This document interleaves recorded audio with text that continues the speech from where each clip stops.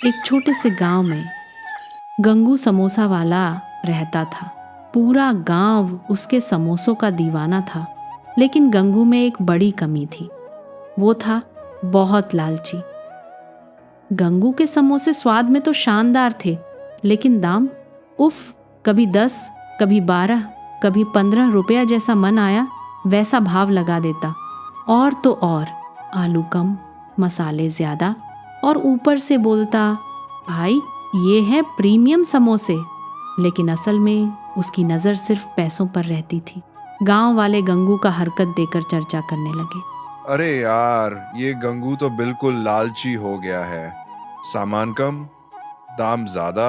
एक दिन गांव में एक नई दुकान खुली, घमड़ी समोसा वाला। लंबा पतला हंसमुख इंसान था घमड़ी। उसके समोसे बड़े, ताजे और सस्ते। वाह, क्या बढ़िया समोसे हैं और कितनी खुशबू। धीरे धीरे सारे ग्राहक गंगू को छोड़कर घमड़ी की दुकान पर जाने लगे। उसे देखकर गंगू परेशान और वह बहुत गुस्सा में जल भुनकर राख हो रहा था। अरे ऐसा कैसे चलेगा, सब मेरे पास वापस आने चाहिए। और एक दिन उसने एक चाल चली। पहले से 2 गुने बड़े समोसे बनाकर दुकान में लगा दिए, पर अंदर आधा भरा हुआ, बाकी पूरा खाली था। बड़े समोसे को देखकर ग्राहक उसके पास आए। अरे वाह, बड़े समोसे, लेकिन जैसे ही खाते, अरे ये तो अंदर से खाली है। और लोग गुस्सा होकर चले जाते। गंगू समझ ही नहीं पा रहा था कि उसका प्लान उल्टा पड़ गया। एक दिन गंगू दुकान के बाहर उदास बैठा था। घमड़ी उसे देखकर बोला, भाई गंगू, इतना परेशान क्यों? सब मेरी दुकान छोड़कर तुम्हारे पास जाते हैं। क्या जादू है तुम्हारे समोसों में? जादू सिर्फ 2 चीजों में है, ईमानदारी और दिल से काम करना।